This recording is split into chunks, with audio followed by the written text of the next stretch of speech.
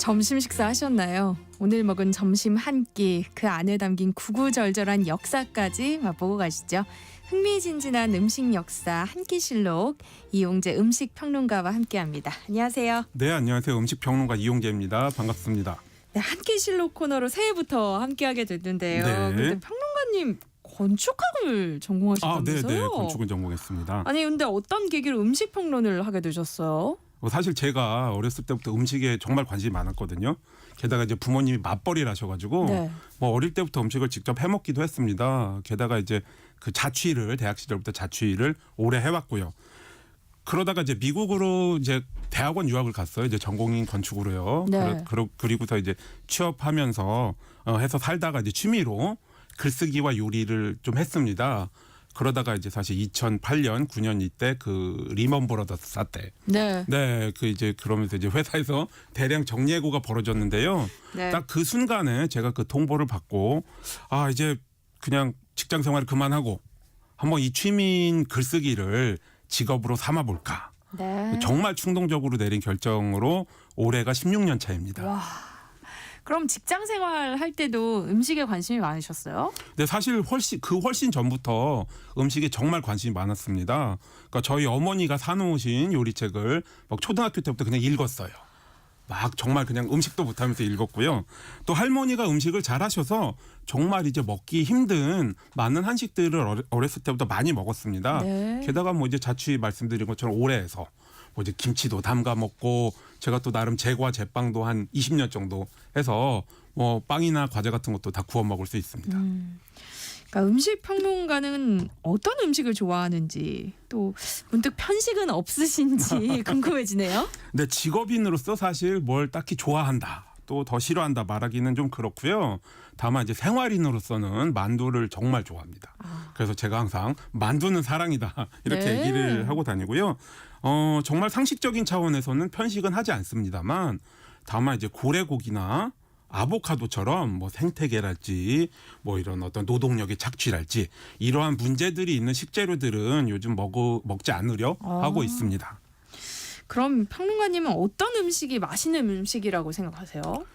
맛있는 음식에는 참 여러 갈래가 있을 수 있는데요. 평론가로서는 균형이 잡힌 음식이 맛있는 음식이다. 균형 잡힌 음식이요? 네, 이렇게 생각하고 있습니다. 예를 들어서 요즘의 한식은 사실 굉장히 양념 위주로 맛을 내는 경향이 있어요.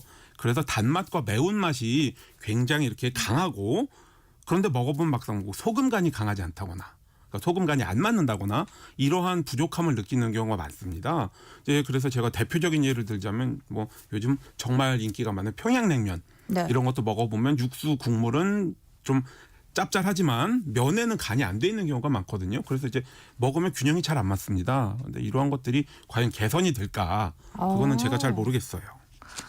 아니 저는 의외예요. 네. 평양냉면을 네. 되게 맛있다고 극찬해 주실 줄 알았는데 요즘에는 좀 그런 균형이 좀 안 맞다고 사실 좋은 느끼시는군요. 평양냉면도 있습니다. 제가 뭐 평양냉면에 대한 책도 7, 8년 전 쓴 적이 있습니다. 그렇긴 한데 평양냉면 좋아는 하지만 이제 많은 인기가 많아지면서 네. 점차 많은 음식점들이 생겨나면서 뭔가 이렇게 좀 부족함을 느끼고 있어요. 그렇군요. 자, 오늘 첫 시간인데요. 우리 첫 시간에는 어떤 얘기 나눠볼까요? 네, 좀 무슨 일이든 항상 첫 단추를 참 잘 꿰야 되는 법입니다. 그래서 이제 저의 첫 출연, 첫 시간 주제에 과연 무엇이 좋을까 많은 고민을 했는데 아무래도 아직 새해니까요. 네. 그래서 이제 새해에 먹는 음식들 이야기를 하면 참 좋지 않을까 해서 이렇게 준비해 왔습니다. 또 곧 있으면 설이니까요. 네, 그죠? 그렇기도 하죠. 네네. 새해 음식 하면 뭐니 해도 우리는 떡국 아니에요? 네, 그렇습니다. 근데 면면을 들여다보면 조금 차이가 있습니다. 남부는 정말 이제 떡만 넣은 떡국을 먹으면 이제 중부에서는 떡만둣국, 또 북부에서는 만둣국을 먹습니다. 네. 그러니까 떡뿐만 아니라 이제 만두의 지분도 있는데요. 이게 지역에 따라 조금씩 차이가 있는 거죠. 아무래도 한반도가 남북으로 길다 보니까 그러니까 지역에 따라서 기후의 차이가 있기 때문에 그렇습니다. 예를 들어서 남부는 온화하기 때문에 쌀 농사를 짓기에 참 적합하죠. 그래서 이제 떡을 만들어서 국을 끓여 먹는 게 아주 자연스럽습니다만 북부는 이제 그 싸늘하다 보니까 사실 쌀보다 밀의 경작에 더 잘 맞습니다. 그래서 밀가루로 만두피를 밀어서 만두국을 끓여 먹는 거죠. 그런 또 환경적 요인이 있군요. 또 지역별로 만두의 모양이나 소 재료도 다 다르잖아요. 네, 그렇습니다. 사실 만두는 남한에서도 이북 음식이라고 쳐주는 분위기잖아요. 그만큼 이북의 만두들이 지역에 따라 형태도 다양하고 또 소의 재료도 각각 다릅니다. 이를테면 평안도 만두 같은 경우는 크기가 성인 여성의 주먹만 할 정도로 큽니다. 그래서 몇 개만 먹어도 금방 배가 부르죠. 네. 주로 이제 그리고 돼지고기와 두부, 삶은 숙주나물로 소를 만들고요. 반면 이제 개성식 만두는 평안도와 반대로 크기가 작고 비도 매우 얇습니다. 그래서 소도 호박과 숙주나물을 많이 써서 맛이 깔끔하고 담백합니다. 또한 편수라고 해서 만두피에 네 귀퉁이를 접어서 이제 설명드리자면 피라미드처럼 뾰족한 끝이 뾰족한 사각불처럼 만듭니다. 네. 왜 이런 차이가 이렇게 지역마다 만두의 차이가 생겨났을까 생각을 해보면 그 허균이 귀양지에 가서 쓴 음식과 식재료에 관한 책 도문대작이 있습니다. 네. 여기에 이제 도문대작에 만두가 3번 이야기가 등장하는데요. 대만두, 그러니까 큰 만두는 평안북도 의주 사람들이 중국 사람들처럼 잘 만든다라는 구절이 있습니다. 평안북도면 저 위쪽이죠. 네. 그래서 이제 중국에 가까운 지방일수록 만두를 크게 빚지 않았을까 그렇게 추측을 하고 있습니다. 저는 주로 고기 육수로 만든 떡국을 자주 먹는데요. 이것도 지역별로 다르더라고요. 네, 그렇습니다. 예를 들어서 저희 그 친가가 서해안과 가까운 그 충남인데요. 이제 그 신정과 설에는 굴을 넣은 굴떡국을 끓였습니다. 근데 이제 굴이 원래 쇠고기 국물도 맛있지만 굴을 더하면 그 감칠맛이 굉장히 강해지거든요. 네. 자, 그 한편 또 그 충청도 다른 지역에서는 또 다른 떡국인 미역 생떡국이 있습니다. 들기름에 이제 볶은 미역에 물을 부어서 국물을 네. 내고요. 익반죽, 그러니까 끓는 물을 맵쌀에 부어서 즉석에서 반죽을 해서 그 떡을 잘라서 넣습니다. 약간 이제 그 쌀가루로 만든 수제비를 생각하시면 되죠. 부들부들한 네. 그런 느낌이 돋보입니다. 또 그리고 전라도 같은 경우는 이제 수질이 좋아서 콩 재배에 알맞기 때문에요. 두부가 상당히 맛이 있습니다. 그래서 이제 닭육수에 두부를 넣고 끓인 두부 떡국이 있습니다. 떡도 지역별로 차이가 있어요? 그렇죠. 이제 좀 전에 제가 그 충청도의 미역 생떡국 말씀드리면서 익반죽떡 이런 것도 있듯이 조금씩 차이가 있는데요. 네. 대표적인 떡은 그 개성의 조랭이 떡이 있습니다. 지금 남한에서도 먹고 있죠. 흰떡을 대나무 칼로 이렇게 생긴. 잘라서 동글동글하게 만든 다음에 또 가운데를 오목하게 이렇게 네. 그 칼집을 넣어서 약간 눈사람 모양, 그쵸. 조롱박 모양처럼 네. 만듭니다. 자, 그래서 이게 뭐 여러 가지 의미가 있습니다.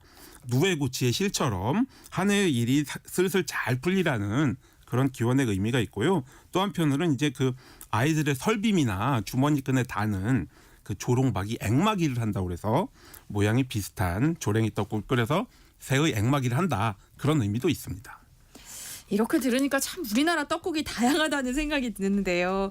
새해 떡국을 먹기 시작한 건 그럼 언제부터예요? 아주 정확한 시기는 모릅니다만 그러니까 조선 후기의 동국세 시기, 열양세 시기 등의 이렇게 세시 풍속을 기록한 문헌에 차례 및 새해에 꼭 먹는 음식이라고 기록이 되어 있습니다. 한편 조선 중기 사람, 그러니까 16세기 말에서 17세기 초의 이식의 택당집에 그 떡국의 기록이 남아있는 걸로 보아서 네. 그 당시 기록이 우리가 가장 오래된 걸로 추정을 할 수 있다. 이렇게 봅니다. 그리고 18세기, 19세기 기록 가운데 문인 이옥의 글에 의하면 나는 올해 떡국을 안 먹었으니까 한 해를 얻었다. 나이를 안 먹었다. 이런 농담 같은 말이 나오는 걸로 보아서 이미 당시에도 우리가 떡국을 먹으면 나이를 한 살 더 먹는다. 이런 믿음이 퍼져 있었다고 볼 수 있습니다. 그러면 우리는 왜 새해에 다른 음식이 아니라 떡국을 먹었을까요?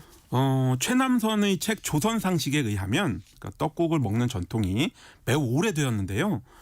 상고시대의 신년축제 시에 먹었던 어떤 음복적 성격에서 비롯되었다. 이렇게 말을 하고 있습니다. 천지 만물이 새로 시작되는 날로서 설날에는 엄숙하고 청결한 흰떡으로 끓인 국을 먹은 거죠. 게다가 이제 떡도 쌀로 만들지만 우리가 요즘에야 사실 쌀이 흔해졌지 옛날에 밥 먹기도 바빴지 않습니까? 네. 그래서 이제 떡이라는 것이 굉장히 이런 중요한 명절에만 먹는 귀한 음식이었죠. 네. 그래서 이제 그걸로 아마 국을 끓여 먹지 않았을까라고 추측을 하고 있습니다. 우리는 이렇게 새해 떡만둣국을 먹는데 우리와 가까운 중국이나 일본은 어때요? 일단 지금 크게 보았을 때요. 동양에서는 새해 음식으로 생선을 선호합니다. 물살을 거르는 거침없음이나 이제 알을 통한 다산미 풍요의 이미지가 희망찬 새해와 잘 맞아떨어지기 때문인데요. 말씀해주신 이제 일본과 중국의 예를 들자면 일본에서는 오조니와 오세치 요리를 먹습니다. 오조니는 맑은 국물에 찹쌀떡, 모찌를 넣어 끓인 일본식 떡국인데요. 네. 그러니까 관동 지방에서는 위쪽에서는 사각형 떡, 관서 지방에서는 둥근 떡을 쓰는 등 그러니까 우리가 다른 떡을 먹는 것처럼 조금씩 다르다고 하고요. 또 국물 또한 지역별로 형식이 달라서요. 가다랭이 그 포저 가찌오 부시를 쓴 맑은 국물에 끓이기도 하고 또 이제 일본 된장에 미소를 쓴 약간 탁한 국물에 끓이기도 하고 또 그렇다고 합니다. 또 한편 오세치 요리는 이제 일본에서 정월에 먹는 진수성찬인데요. 연말에 요리를 해서 사흘 동안 그대로 먹기 때문에 그러니까 두고 먹을 수 있는 보존이 가능한 네. 그런 요리를 주로 만듭니다. 그래서 이제 그런 요리들이 장에 조리, 간장에 조린 조림 음식 위주인데요. 뭐 우리가 아는 우엉이나 당근, 토란 같은 이런 재료들을 써서 만들고 이제 화려한 찬압에 담아서 먹는데 이게 다 대체로 차가운 음식입니다. 왜 그런가 이제 그 일본의 불의 신 코우진이라고 있습니다. 이 코우진이 노하지 않기 하기 위해서 성질을 안 건드리기 위해서 정월 초사흘 동안 부엌에서 불을 쓰지 않는 그 헤이안 시대의 네. 옛 풍습을 따르는 것이라고 합니다. 중국은요? 근데 중국의 경우에는 떡인 옌가오와 그다음에 자오찌 즉 교자 우리 만두 같은 자오찌를 많이 먹습니다. 옌가오 같은 경우는 이제 전통 떡인데요. 북부에서는 찹쌀이나 기장, 수수, 남쪽에서는 맵쌀로 만듭니다. 이게 그 새해에 좋은 일이 일어나라는 해년 높을고 이 한자가 옌가오로 발음이 똑같아서 네. 옌가오를 먹는다고 하고요. 한편 자오찌는 고대의 중국 화폐인 원보를 닮아서 그러니까 돈을 닮은 거죠. 새해 음식으로 먹는데 주로 상서로운 식재료라 여기는 두부와 대추, 이제 무사고를 기원하고요. 특히 대추 같은 경우는 또 이제 다산이나 자식 등을 의미하기 때문에 이러한 고명 소들을 넣어서 먹는다고 합니다. 그러니까 떡이랑 교자를 먹는 건 우리랑 비슷한데요. 맛은 상당히 다를 것 같아요. 그렇죠. 두부와 대추가 들어간 교자는 어떤 맛일지 상상이 잘 안 가요. 그렇죠. 뭐 이제 신기하다 생각이 들기도 하는데요. 네. 한편 제가 만두는 사랑이라고 말씀을 드린 것처럼 세계 거의 모든 문화권에 만두 음식이 있습니다. 그래서 남미에는 사모사라는 만두, 또 동유럽에는 피록이라는 만두가 있고요. 온갖 소를 넣어서 만들기 때문에 뭐 두부와 대추라고 해서 딱히 이상할 것 같지는 않습니다. 예를 들어서 제가 이제 종종 해먹던 가을 그 이탈리아 만두 라비올리가 있는데요. 네. 여기에 이제 가을에는 단호박을 넣습니다. 그래서 뭐 디저트처럼 먹기도 하고 그렇기 때문에 뭐 정말 다양한 재료를 넣을 수 있다고 생각합니다. 그럼 얘기가 나온 김에 우리와 먼 유럽권은 새해에 어떤 음식을 먹나요? 네, 유럽에서도 아까 말씀드린 아시아처럼 그러니까 생선을 통으로 먹는 풍습이 있습니다. 왜냐하면 이제 성스러운 휴일에 육식을 금하는 가톨릭 교회의 규율을 지킨다는 의미에서요. 가지를 쳐 나왔는데 덴마크나 이탈리아 등에서는 대구, 폴란드나 독일에서는 청어를 즐겨 먹었습니다. 다만 이게 굉장히 오래된 풍습이기 때문에 그 생선들이 소금에 절여서 장기 보관이 가능한 그러한 생선이었습니다. 네네. 영국은 음식이 맛없기로 좀 유명한 편이잖아요. 네네. 영국은 새해에 뭘 챙겨 먹어요? 네, 영국도 사실 세계에서 정말 음식 맛없기로 유명한 나라입니다만 네. 새 음식이 있긴 있습니다. 그래서 이제 동전처럼 생겨서 재물운을 상징하는 렌틸콩. 또 그 다음에 이제 그 굉장히 영국에서는 최고 그 화려한 음식으로 꼽히는 비프 웰링턴이라고 있습니다. 이것은 그 버터를 많이 넣은 페이스트리 빵 반죽에 그 소고기 안심을 제일 비싼 부위인 안심을 통으로 싸서 오븐에 구워가지고 먹습니다. 혹시 먹어보셨어요? 맛 어때요? 뭐 렌틸콩 같은 경우는 지금 이제 많이 대중화가 돼서 그냥 가볍게 삶아서 샐러드 드시기도 하고 네. 또 요즘에 유행인 저속노화 밥의 재료로 굉장히 인기를 얻고 있고요. 비프 웰링턴 같은 경우는 꽤 유명한 고급 요리인데 그 요리를 좀 한다는 사람들은 한 번씩 그 챌린지를 만들어보는 그런 요리입니다. 왜냐하면 겉에 반죽이 잘 익으면서 동시에 그 굉장히 기름기가 없는 소고기의 부위인 안심이 그 미디엄보다 적게 익어야 되기 때문에 난이도가 높습니다. 그래서 저도 제가 사실 뭐 혼자 요리해 먹은 지가 거의 뭐 40년입니다만 40년입니다만 맨날 한번 해본다 하면서 너무 손이 많이 가서 아직 도전은 안 해봤습니다. 좀 어려운 음식인 거군요, 하기가. 거의 최고 난이도에 속하는 음식입니다. 스페인은 딱 새해가 되는 0시부터 또 먹는 게 있다면서요. 네네. 새해를 이제 알리는 종이 땡 치기 시작하면 한 번에 하나씩 포도를 먹습니다. 그러니까 12번 울리면 12알을 먹는 거죠.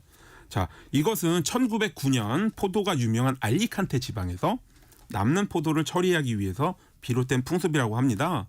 근데 이후에 스페인의 식민지였던 베네수엘라, 쿠바, 멕시코, 에콰도르, 페루는 물론 포르투갈로도 퍼졌습니다. 네. 그래서 이제 이 문화권에서는 이 나라들에서는 종 한 번에 하나씩 해서 12알을 먹지만 페루는 우린 하나 더 그래서 13알까지 먹는 풍습이 있다고 합니다.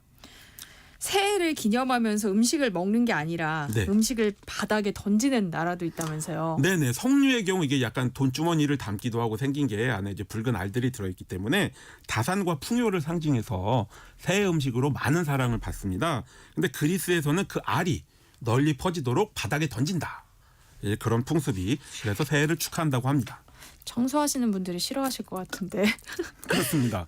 새해 전통 음식으로 가장 많이 사용되는 음식 재료는 뭐가 있어요? 네, 아무래도 이제 새해는 돈 많이 벌기를 우리가 모두 소망을 하기 때문에 그러니까 그런 돈을 닮은 식재료를 많이 먹습니다.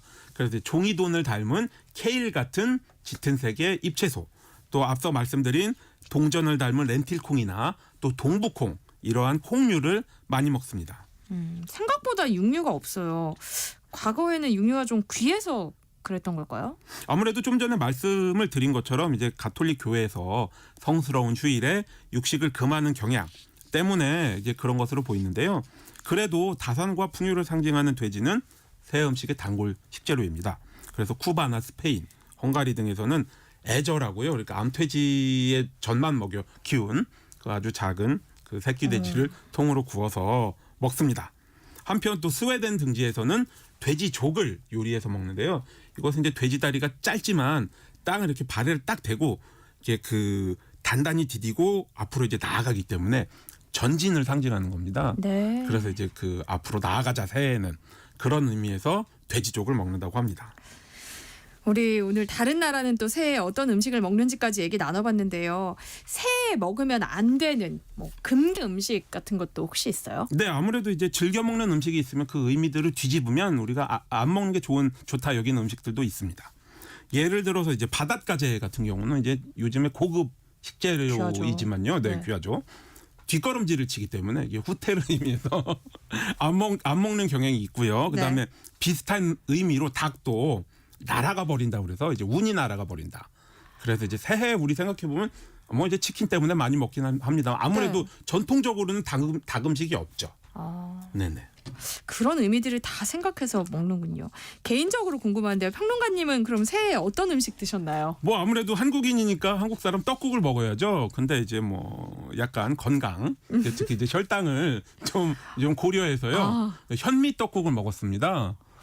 예, 이 현미 떡국이 사실 구수한 맛은 있는데요. 네. 이게 그 찰기가 훨씬 덜해요. 그러니까 그 쌀 눈이나 쌀겨가 섞이면 찰기가 굉장히 덜하기 때문에 흰쌀보다 네. 빵도 그렇습니다. 그 밀도 그렇고 다 그래서 겨와 눈이 들어가면 이 찰기가 떨어지기 때문에 네. 금방 물렁물렁해지고 사실 퍼집니다. 쫄깃한 맛이 없어서 네. 되게 아쉽습니다만 이제 좀 혈당 신경 써야 되겠다 그래서 아쉽게 아니 먹었습니다. 그래도 음식 평론가님이시니까 맛에 대해서 굉장히 까다롭게 하실 줄 알았는데 맛보다 역시 건강을 예, 뭐 생각 안 할 수 없습니다. 아무래도 생활인이기 때문에요. 네, 신우희님이 와 만두처럼 푸근한 인상이 너무 좋으십니다라고 감사합니다. 문자 네네. 보내주셨고요. 네. 이하림님이 이 방송을 밥 먹고 듣는 게 참 다행입니다. 저도 오늘 저녁에는 떡만둣국 해 먹어야겠어요 하셨어요.